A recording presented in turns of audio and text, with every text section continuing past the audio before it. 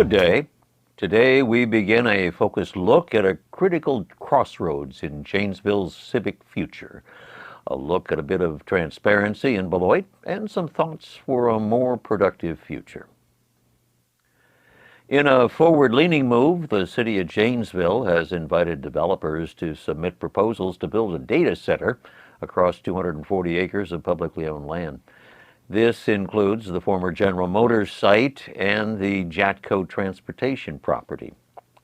This initiative is designed to jumpstart long-term economic growth while emphasizing environmental responsibility, workforce development, and digital investment.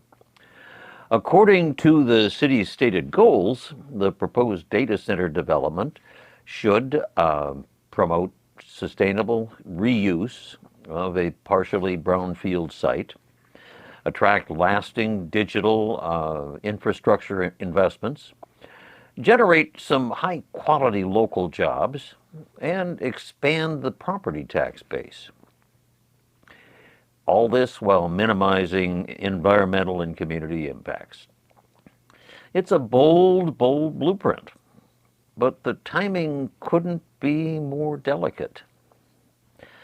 The city's recent acquisition of the land, currently under appeal in circuit court, with legal questions focused on the purchase price. While development is not prohibited, the litigation does introduce some certain uncertainty around full ownership of the property.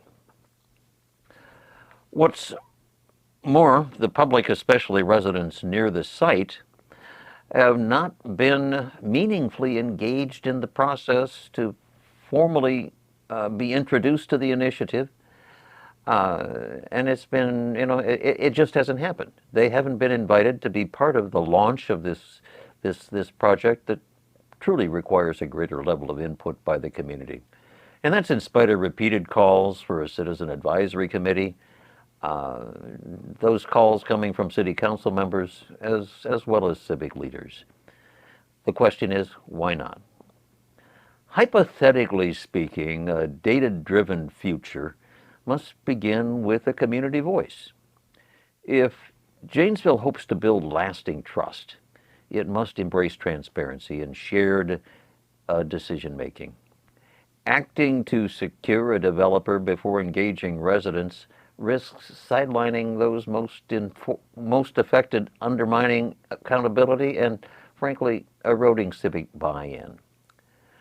Turning a former industrial site into a high-tech regional anchor is a promising vision, but it's a development of this scale that requires more than just strategy. It demands shared ownership. And that starts with asking, are the neighbors and taxpayers at the table? Or are they merely being told when this thing is going to occur and maybe get invited to the ribbon cutting? Throughout the year, how many municipal plans can you name? Let's start with, there's a comprehensive master plan, a capital improvement plan, a strategic plan, zoning updates or metropolitan sewer versions and revisions and rewrites. Each plan plays a role. Master plans, obviously, they guide the development and growth of a community. Capital improvement plans, they fund the infrastructure. Strategic plans, they shape priorities in the direction of where the city is going to go. Zoning plans, they define land use. And sewer and stormwater plans, they protect vital systems. But taken together, these plans often feel, disjointed. A new idea surfaces every month, driven more by a trend than really by cohesion. It's planning by flavor without a shared framework. So we ask, which plans actually guide Janesville? Who determines which ones take precedence? What do you say we consider a future quiz for local government enthusiasts? Do you know what governs your community? And is there a plan for how your voice is heard? Well, here's what's missing. A clear, actionable public participation plan. a PPP as it were. The PPP that defines how residents are involved in shaping every other plan. Now, such a PPP plan would include and have the impact of democratizing the planning process through a structured input cycle. It obviously increases transparency across departments. It builds civic trust by valuing local voices, and it improves the effectiveness of each plan. Finally, and perhaps most importantly, it holds leadership accountable to public concerns. Now, in theory, all city plans should be unified under one overarching plan of plans that's synchronized with both the municipal budget and the long-term financial framework for the city. That vision should culminate in a single community action plan, grounded in fiscal reality, aligned with elected priorities, and co-authored with the people. The truth is, such integration rarely exists in many communities. The real strategy typically lives only in the mind of the city manager, surfacing selectively to justify decisions already in progress. Once announced, plans follow a pretty predictable rhythm. Initial rollout, quiet dormancy, sudden reemergence, and swift adoption, often without meaningful public input. It's a cycle known by insiders as planning for planning. But to the public, it feels like a bureaucratic black hole.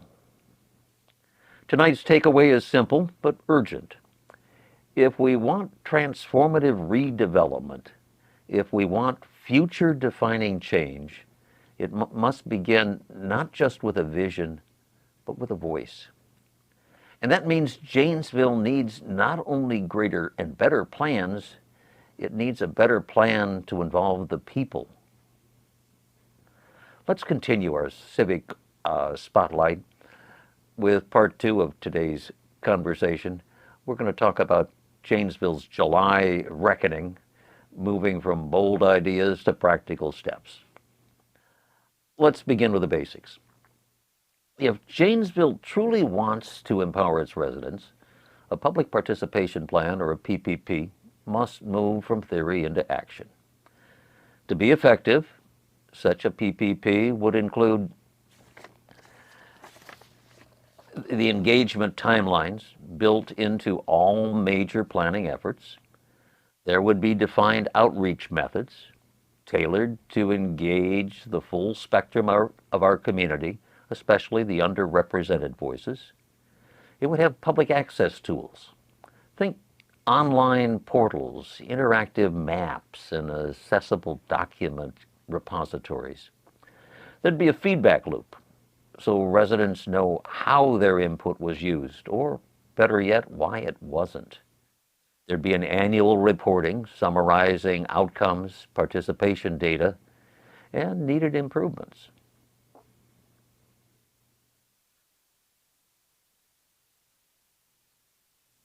Now imagine if Janesville treated the PPP, the Public Participation Plan, not as an accessory, but as a fundamental plan, equal in weight to its comprehensive or its strategic plan. That single act would send a clear message. Civic engagement is not an afterthought. It's a pillar, literally, a pillar of responsible governance. Let's be candid. Any city can publish sleek master plans or sweeping infrastructure frameworks, but without a creative and credible mechanism for public involvement, those plans risk becoming nothing more than shelfware. Technically sound, yes, but socially disconnected. It's time to shift perspective. Local governments must treat civic participation as a core competency, not just a checkbox on a comprehensive compliance form. Producing a public participation plan is the next critical step in building a planning future that's integrated, inclusive, and community-driven. Until then, municipalities operate in fragmented silos, with the real master plan often hidden and surfacing just in time to defend or defer to a choice already made. It's a picture that needs to change. Next up, well, this month's featured plan, the Long Range Transportation Plan update, is from the Janesville Area Metropolitan Planning Organization, better known as JAMPO. The Long Range Transportation Plan is a federally required blueprint that guides transportation policies. It sets priorities and investment strategies across the metropolitan planning area over a 30-year horizon. Now, this comprehensive process determines how federal and state funds are distributed, shaping infrastructure, land use, and economic development throughout the region. But once completed, the Long Range Transportation Plan will likely follow the familiar path: presented, adopted, and shelved, waiting for its next update cycle. And therein lies the challenge. Planners are vital. Their work shapes cities. But the real value of any plan lies not just in the technical design, but in how it's communicated, implemented, and most importantly, in how the public helps shape its contents. Now, speaking of planning, the Sustainable Janesville Committee will be taking up the issue of whether the city should redesignate in development 101 Rockport Road as a park, of all things. Recall that this property at one time was considered for development of a multi-unit housing project. Plans for that project were abandoned following a spirited public meeting where residents were asked to comment on the prospects of such a housing project at that location. The controversial housing project would later resurface in downtown Janesville on Wall Street, only to again suffer the same fate: developer withdrawal. Hypothetically speaking, the property consisting of 2 city blocks of the near south side has been vacant for some years. It has various designations in the city comprehensive plan. To date, it has been a popular site for birdwatching on the Rock River, and it's also been a gateway in the corridor connecting city property from Palmer Park to downtown. This gateway in the Long Range could represent a significant investment in the recreational and environmental assets of the city. Now, while we view this current push to designate it as a park, is it in reaction to the proposed use of housing? Reality is that it's a better project suited to recreation than it will ever be for housing or such similar uses. This could represent a real test case for how receptive the city administration and council are to such endeavors when they're led by grassroots efforts. We urge the city leadership to pay close attention. That's going to wrap us up for another week. As always, stay in touch with us on YouTube. You can reach us at substack.com, keywords Rock County Civics Academy. We're available on JATV channel 994 on Spectrum Cable. We're around on Friday mornings on WCLO, your talk show with Tim Brummel. And as always, we're as close as a cup of coffee at Havana Coffee, a civic gathering place where good ideas come with great food and even better coffee. On behalf of the Rock County Civics Academy, enjoy your day. You have the challenge of being part of the solution. If not now, when? If not you, who? In the meantime, stay engaged, stay involved, and you will make a difference in your community. Have a great day.